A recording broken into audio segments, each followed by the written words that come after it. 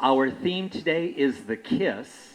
My name is Greg Triggs, and this is a story about my half-brother's wedding.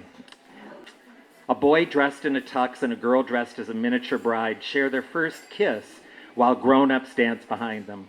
Her lips are soft and warm. She smells like the roses she has been carrying. It's hard to think of a way that this could be more perfect. When it ends, she's out of breath. I'm not. I am not. Thank you.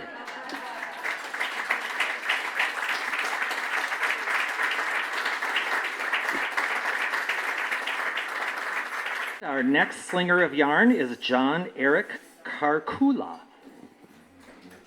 I wish that I could have told her that her love was one of the fountains of nourishment that flowed to my brother and I in an otherwise unloving and harmful home life. I would have held her liver-spotted hand with the golden snake ring covered with tiny red and green rhinestones that wrapped her index finger. And I finally would have allowed the one thing that my brother and I always detested, that we were sure to receive each and every time we arrived at the start and ending of our summer: a big, wet, slobbery grandma kiss that she pressed firmly to our young lips that we could never, under any circumstance, wipe away with the back of our hand. Thank you. I'd like to introduce Cass Collins. We sat at the bar drinking beer and talking when he leaned closer for a kiss, which I returned. The bartender, Karen, was shocked. We later learned he had never so much as held hands with a woman at the bar before. We kissed for a while. He was a very good kisser. Last month, we celebrated the 40th anniversary of that kiss.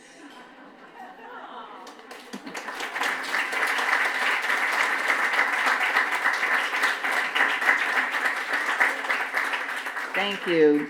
Our next reader is Leah Kassner. So, like most brides on their wedding day, I was pretty ready to kill everyone.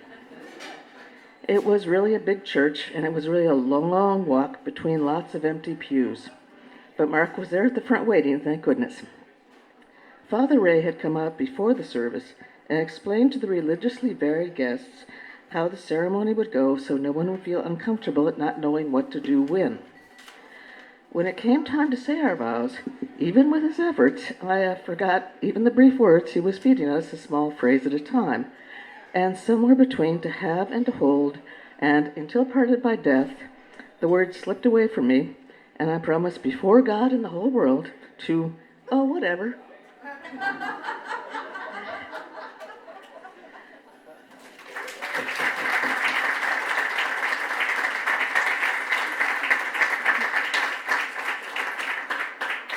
Our next Yarnslinger is Eric Balin. And I sensed from his labored breathing that this would be the last time I saw him. And then it was time for me to leave, catch my plane back to New York, and I didn't have the words.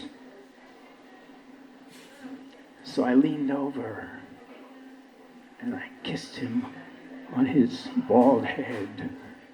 I remember how round it was, how smooth, and the touch of his skin. And I finally said those words that were not part of the family vocabulary. I love you. And our next yarn slinger is Nancy Diamond. I approached my grandmother to give her a hug and a kiss goodbye, and that's when it happened. My tongue slipped right out.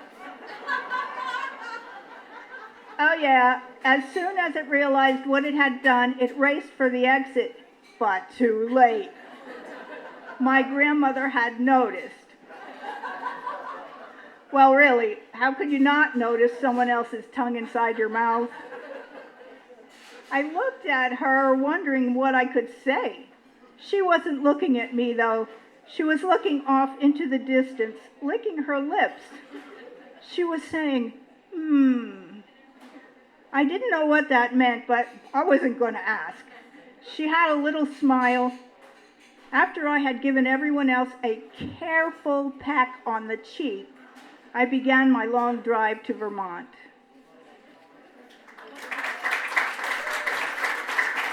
Thank you.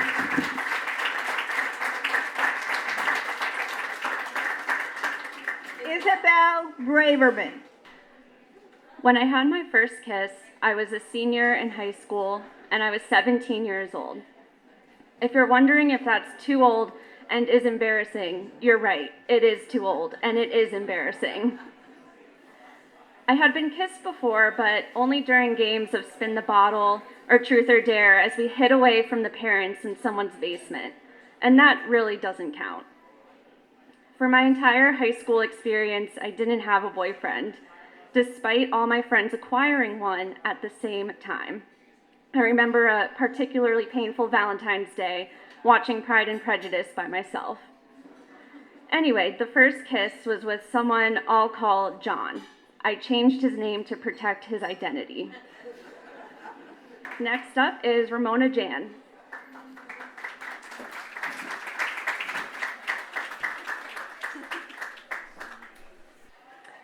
In off hours, Eno and I talked about art and film and shared opinions of each other's musical projects.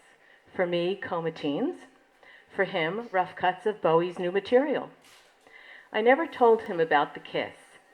One day, he erased a home video of Bowie to tape me just sitting there in my zebra-striped dress. One day, he leaned over and kissed me. I was shocked and confused. I had no idea he had feelings for me. I gotta go, is all I said, and then abruptly left, leaving Eno to wonder. I ran to the lobby of my boyfriend's building where I hyperventilated for some time trying to figure out what just happened. I felt as if I had betrayed Tom. I couldn't face the truth. I wanted to do things right. Just announce you're in love with someone else. That's how Tom did it. By then, Eno left for Canada. The kiss was forgotten, buried, until decades later when I awoke from a dream, every detail rebuilt, and all that was left for me was to wonder.